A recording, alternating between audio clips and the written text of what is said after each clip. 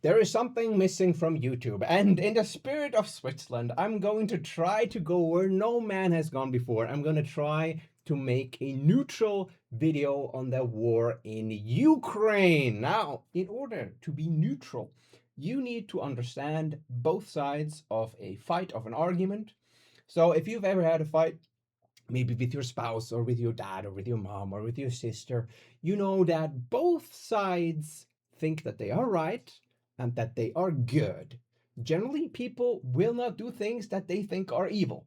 So, in order to be neutral, you need to understand both sides, why they think they're right and why they think they are good. And I believe to be neutral is a very good default position because it allows you to have empathy for both sides without on the outside choosing a side and taking a side and fighting for that side without being part of that fight, which is, I think, something that society today has forgotten, that you can be neutral, you can not get involved, you don't have to fight. So let's start with, of course, the perspective that most of you guys are familiar with, which is the Ukrainian perspective. So, why do the Ukrainians think they are right and why do they think they are good? So, Ukrainians' perspective is pretty simple, which is an advantage for the Ukrainians. So, Ukraine's perspective is we are a sovereign country, we have nothing to do with Russia,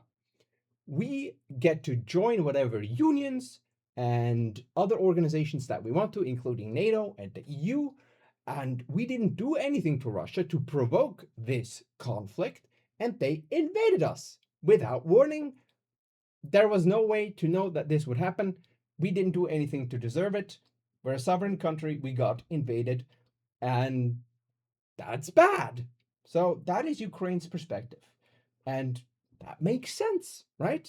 If we assume that what they're saying is true, that makes sense. So now, the hard thing is, there is another perspective. That's the Russian perspective that also makes just as much sense if what they are saying is true as well. So the Russian perspective is that Ukraine, for a long time, was a part of the Soviet Union, as was Russia. They were part of the same country, essentially.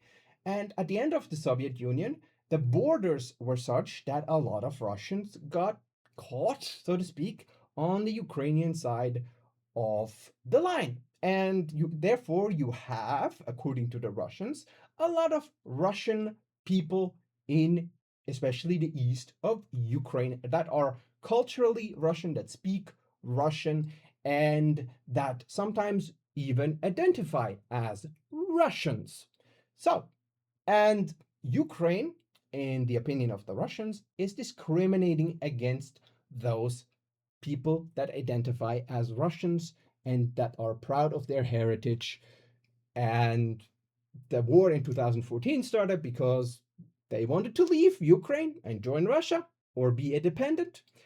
And the Russians are basically helping those Russians on the Ukrainian side of the border.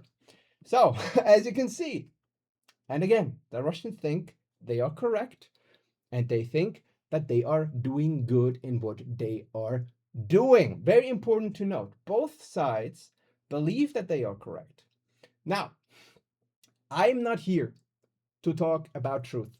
As a Swiss person, I think this is a secession conflict where we don't know what the truth is. We don't know, especially because of the nature of both countries. And I think this is still a neutral view when I say this.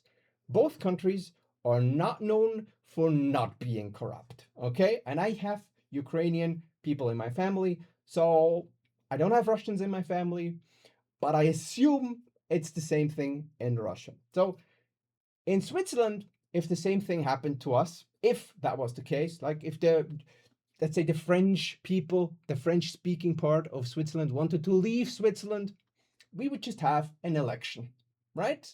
We would probably allow them to have that election. And if they truly wanted to leave, I don't think people would stop them from leaving. And nobody would really question whether that election was legitimate or not, because it's Switzerland. But generally, not known for having rigged elections. Now, with Ukraine and Russia, definitely what I can say for sure is that nobody trusts the Russian elections, and definitely the Russians don't trust the Ukrainian elections. So there is no trust that one could build a democratic decision on. So the only way this conflict, in the end, sadly, can be resolved is by the law of the stronger. And that is extremely sad to me. It is extremely sad that negotiations failed, that this trust was lacking, and also something that I believe still falls within neutrality to say is that from my perspective and my experience with both Russians and Ukrainians is that there is a lot of built up resentment and hate between those two peoples, although they are extremely similar, like the stuff they eat, pelmeni and all that stuff, borscht. It's They are very similar, but there is so much resentment and hate that I think what happened almost had to happen. Like that hate needed an outlet. And I'm just very sad. And also, as a Christian, I'm just so sad that two Christian nations um, were unable to forgive each other. The things that happened in the past and in the present, and couldn't find agreement and together prosper, and instead decided to weaken each other, like, because there's not going to be any. That's also a neutral perspective, and most certainly the truth. There's not going to be a winner in this war. There's not going to be a winner. Both countries will lose. They will lose their children, their husbands, their brothers. And I don't know that, especially Ukraine, because it is a smaller country, that it will ever really come back from this. So I would just ask you guys to pray for whatever side you choose. But in the end, they're all human beings. And the war that's being fought over there is brutal. Drones diving down, you don't know if you're gonna lose fingers or hands, if you're gonna die. At this point, I've met multiple people that have lost limbs and fingers, and it's just a calamity that, in my opinion, if both sides understood each other and if this extreme hatred hadn't built up, and I can't really say that I understand the hatred on either side fully. I think it's a lot of just from the past things that were done under the Soviet Union, a lot of blaming, and then things in the present that were done. It's just so sad that it came this far, and just pray for whichever country you prefer, whichever flavor. They're beautiful Slavic souls, and I just wish them peace. Anyways, that is a little bit of a lesson in neutrality. I hope it helps. I hope this is truly going to be the one neutral video on this war on YouTube.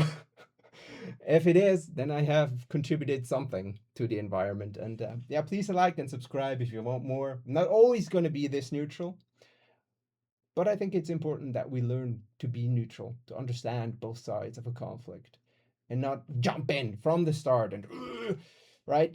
Understand both sides. Why do they think that they are right? Why do they think that they are good? And then maybe there'll be a little bit more peace in the world if we all did that.